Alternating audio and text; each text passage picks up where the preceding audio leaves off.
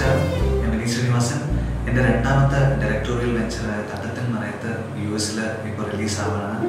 അപ്പോൾ റിലീസ് ചെയ്യുന്നതിന് മുമ്പ് അതിനെപ്പറ്റി സംസാരിക്കാനാണ് എൻ്റെ അടുത്ത് ഇവർ പറഞ്ഞിട്ടുള്ളത്. ഒരു എൻതൂസിയാസ്റ്റിക് ഗ്രൂപ്പ് ഓഫ് യങ്സ്റ്റേഴ്സാണ് ഇത്തവണ ഈ സിനിമ US-ൽ എത്തിക്കുന്നത്. സിനിമ ഫാക്ടറി എന്നാണ് ആ ഗ്രൂപ്പിൻ്റെ പേര്.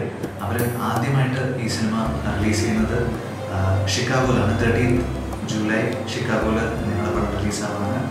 ഷിക്കാഗോയിൽ സ്ക്രീൻ ചെയ്തതിന് ശേഷം ഇത് New York, New Jersey, Philadelphia, Texas, California അങ്ങനെ ഒരുപാട് സ്ഥലങ്ങളിൽ അവർ റിലീസ് പ്ലാൻ ചെയ്യുന്നുണ്ട്. 2 വർഷമായിട്ട് മലയാള സിനിമ സ്ക്രീൻ ചെയ്തിട്ടില്ലാത്ത പല സെൻറ്റേഴ്സിലും ഇത്തവണ തട്ടത്തിൻ മറയത്ത് സ്ക്രീൻ ചെയ്യാൻ വേണ്ടി അവർ ശ്രമിക്കുന്നുണ്ട്. സ്ക്രീനിങ് ഉണ്ടാവും എന്നുള്ള ഒരു വിശ്വാസത്തിലാണ്.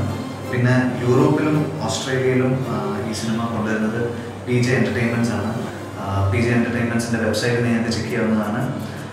ഈ സിനിമയുടെ റിലീസിനെ പറ്റിയിട്ടുള്ള അപ്ഡേറ്റ്സിന് നിങ്ങൾക്ക് സിനിമ ഫാക്ടറിയുടെ ഫേസ്ബുക്ക് പേജ് ചെക്ക് ചെയ്യാവുന്നതാണ്.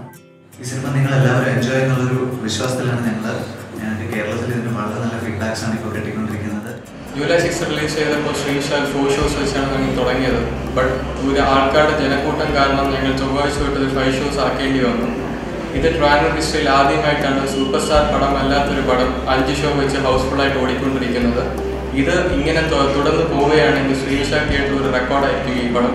എല്ലാ സിനിമ ചെയ്യുന്ന ആൾക്കാരുടെയും ഡ്രീം എന്ന് പറയുന്നത് അവരുടെ സിനിമ മാക്സിമം ഓഡിയൻസ് കാണുന്നതാണ്. അപ്പോൾ അതുകൊണ്ട് തന്നെ മലയാളികളും നോൺ മലയാളികളും എല്ലാവരും ഈ സിനിമ കാണുന്ന ഞങ്ങൾക്ക് ആഗ്രഹമുണ്ട്. ഇംഗ്ലീഷ് സബ്ടൈറ്റിൽസോട് കൂടിയിട്ടാണ് ഞങ്ങൾ ഈ സിനിമ US-ൽ റിലീസ് ചെയ്യുന്നത്. US-ൽ മാത്രമല്ല, അബ്രോഡിലെ എല്ലാ സ്ഥലത്തും ഇംഗ്ലീഷ് സബ്ടൈറ്റിൽസിലാണ് റിലീസ് ചെയ്യുന്നത്.